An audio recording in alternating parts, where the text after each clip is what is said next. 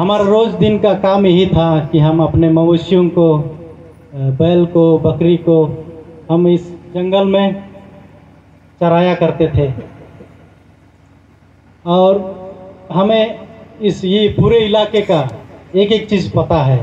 यदि हम आंख बंद करके भी दौड़ेंगे तो हम गिरेंगे नहीं, हम सीधा बहुत स्पीड से दौड़ सकते हैं। इसीलिए कभी कभी कोई बैल या कोई बदमाशी करता था, भागता था, लेकिन हम उन्हें पकड़ लेते थे, उनसे ज़्यादा तेज भागते थे हम लोग। तो इस प्रकार हमारा जीवन यहाँ पर बीता है। और फिर प्रभु ईश्वर हम मुझे अयोग्य सेवक को अपने कार्य के लिए बुलाया, जो भी कि मैं योग्य नहीं हूँ प्रभु ईश्वर का कार्य करने के लिए, लेकिन फिर भी उसने मुझे अपने उस कार्य के लिए नियुक्त किया। मैं ईश्वर का आभारी हूँ। आज के पहले पाठ नबी ईसायास के ग्रंथ से हमने सुना, जिसमें ईश्वर का वचन कहता है कि जन्म से पहले ही मैंने तुमको चुना है, मैंने तुमको जान लिया, मैंने तुमको राष्ट्रों का नबी नियुक्त किया है। इसका मतलब ईश्वर जन्म से पहले ही हमें जानता है, जन्म से पहले ही हमारे बारे में योजनाएं बनाता है। जैसे कि हम यिर्मयाह के अध्याय 29 पद संख्या 11 में हम पढ़ते हैं कि मैं तुम्हारे लिए निर्धारित योजनाएं जानता हूँ, मेरे पास तुम्हारे हित के लिए योजनाएं हैं, अहित के लिए नहीं। आशामय भविष्य के लिए मेरे पास तुम्हारे लिए योजनाएं हैं। कृष्ण में प्यारे मेरे भाइयों तथा बहनों, ईश्वर प्रत्येक मनुष्य के लिए योजनाएं बनाता है। और किस प्रकार की योजनाएं?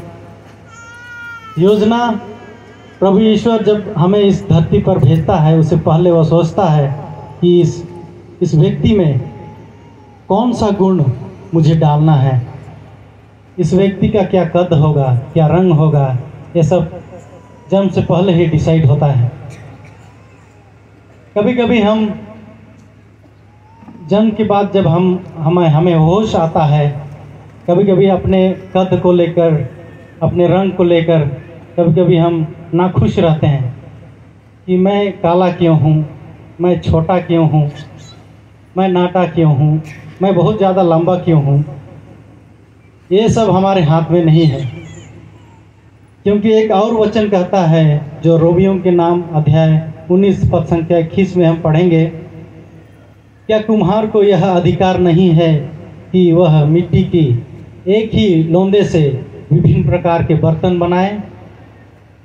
यानी ईश्वर एक ही मिट्टी से हम सबको गढ़ा है, लेकिन हम सब एक ही नहीं है, हम सब में अलग अलग खूबियाँ हैं। एक विशेष खूबी है, एक विशेष गुण है जो हमें एक दूसरे से अलग करता है, और यह किसी दूसरे के साथ मेल नहीं खाता है।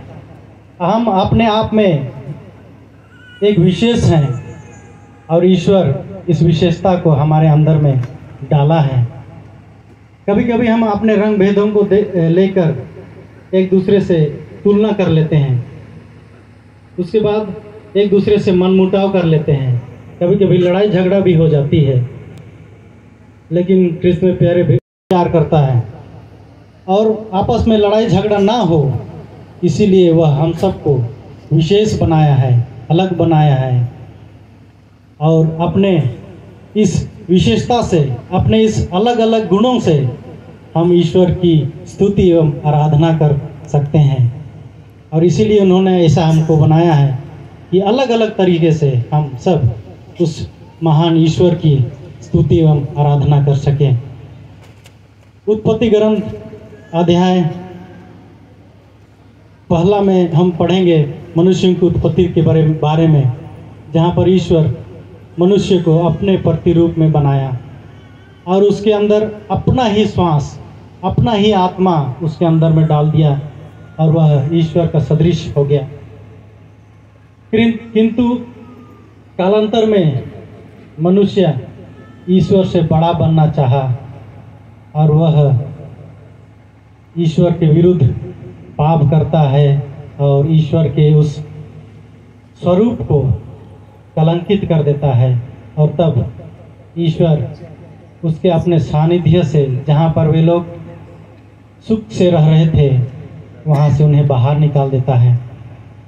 अर्थात जब ईश्वर का वचन कहता है कि मैंने तुमको जाना, मैंने माता के गर्भ में तुमको रचा है, तो हमें उस महान कार्य को अपने हृदय में, अपने मन में संजोए रखना है। उसे हमारे आदि माता पिता जैसे उसको नहीं खोना है, अर्थात हमें पुनः उसे प्राप्त करना है। आज के दूसरे पाठ में संत पौलुस कहते हैं कि मैं अपने दुर्बलताओं पर गर्व करता हूँ।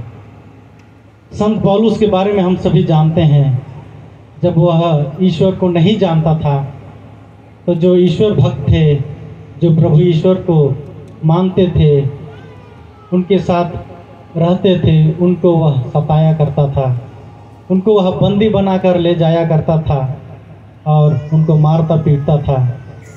किंतु जब उसे ईश्वर की वाणी सुनाई दी, जब ईश्वर ने उन्हें दर्शन दिया, उसका जीवन पूर्ण रूप से परिवर्तन हो जाता है और वह ईश्वर का एक महान भक्त बनता है। और यदि हम उसके इतिहास को देखें तो शायद हम पाएंगे कि उनके शिष्यों में से सबसे ज़्यादा उसी ने प्रभु यीशु का प्रचार प्रसार किया। और वही पौलुस आज के दूसरे पाठ में कहते हैं, जब उन्हें ईश्वर के नाम पर बंदी बनाया गया, जब उन्हें सताया गया, प्रताड़ित किया गया, तब पौलुस कहता है कि मैं अपने इन दुर्बलताओं पर गर्व करता हूँ। और आज के सुसमाचार में हमने सुना कि प्रभु का आत्मा मुझ पर छाया रहता है, उसने मेरा अभिषेक किया है, जिससे मैं दरिद्रों को, बंदियों को, अंधों को और दलितों को सुसमाचार सुनाऊँ। कृष्ण में प्यारे भाइयों, माता पिताओं, भाइयों तथा बहनों, ईश्वर जब हमें इस दुनिया में भेजा है, हाथ बने, उसका बायां हाथ बने, उसके पैर बने, उसके मुख बने, उसकी आँख बने, और इसीलिए हम सबको उसने इस दुनिया में भेजा है। और यहाँ इस आज के सुसमाचार में हम सुनते हैं दरिद्रों के बारे में, बंदियों के बारे में प्रभु यीशु अधिक ध्यान देते हैं, क्योंकि वे लोग लाचार हैं, कमज़ोर हैं, अपने से कुछ नहीं कर सकते। तो ऐसे लोगों की ओर विशेष ध्यान देने का हमसे बातें करते हैं।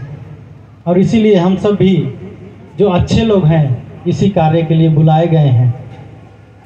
कभी कभी हम दरिद्र शब्द सुनते हैं या बंदी शब्द सुनते हैं या अंधा शब्द सुनते हैं, तो हम सोचते होंगे कि जो बिल्कुल लाचार है, जिसका घर नहीं है, सड़कों पर है, ऐसे लोगों की ही हमारे आँखों के सामने एक चित्र नज़र आता होगा। लेकिन क्या सचमुच में दरिद्र वही लोग हैं जिनके पास खाने के लिए नहीं है, जिनके पास कपड़े नहीं हैं? क्या हम ऐसे ही सोचते हैं? यदि हम इस बात पर गहराई से मनन चिंतन करेंगे तो हम पाएंगे कि जो लाचार लोग हैं, गरीब लोग हैं, वो हम भी हो सकते हैं। क्या कभी आपके पास कोई ऐसा व्यक्ति जो बीमार हो, जो भिखारी हो, आया हो और आपसे मदद की मांग की हो? क्या आप या हम कतरा कर थोड़ा साइड से नहीं गए हैं? ज़रूर गए होंगे।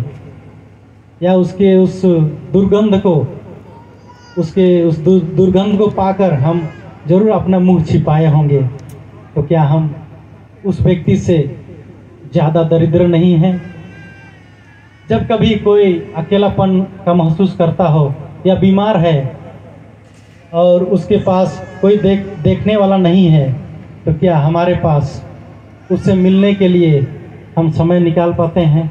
क्या हम जाते हैं उनके पास उनके सुख दुख को बांटने के लिए? यदि हम ऐसा नहीं कर पाते हैं तो शायद उससे ज़्यादा बीमार हम लोग हैं। और जो अंधा, कभी हमने देखा होगा कहीं पर रास्ता पार करते हुए, तो क्या हमने अपना समय निकालकर उसे सही रास्ते पर ले गया या उसके लिए कुछ करने के लिए सोचा। यदि हम ऐसा नहीं कर पाए हों तो शायद उस अंधे व्यक्ति से बड़ा अंधा शायद हम ही लोग होंगे। आज का यह तीनों पाठ सबसे पहले प्रभु कहता है कि मैंने तुमको चुना, मैंने तुमको पवित्र किया, राष्ट्रों का नबी नियुक्त किया। यह उसी की ओर इंगित करता है कि हम जब समाज में जीवन निर्वाह करते हैं तो हम एक दूसरे के लिए कौन सा उदाहरण पेश करते हैं। क्या हमारे जीवन के द्वारा, हमारे कार्यों के द्वारा, हमारे बातों के द्वारा हम उस ईश्वर की झलक एक दूसरे को देते हैं। यदि ऐसा नहीं कर पाते हैं तो इसका कोई मतलब नहीं कि हम चुने हुए हैं, हम ईश्वर के पुत्र हैं, पुत्रियां हैं। और दूसरी बात, आज जब प्रभु का सुसमाचार कहता है कि प्रभु का आत्मा मुझ पर छाया रहता है, और प्रभु यीशु ने भी स्वर्ग जाने से पहले अपने पवित्र आत्मा को हम सबों के लिए छोड़ कर गया है। उस आत्मा का क्या हमारे जीवन में असर है? क्या वह आत्मा हम सबको सही रास्ता दिखा पा रहा है? क्या हम उस आत्मा के बातों को सुन पाते हैं? यदि नहीं सुन पाते हैं तो इस बात का क्या मतलब कि प्रभु ईश्वर ने हमें चुना है, उसने हमें अपने लिए अपनाया है।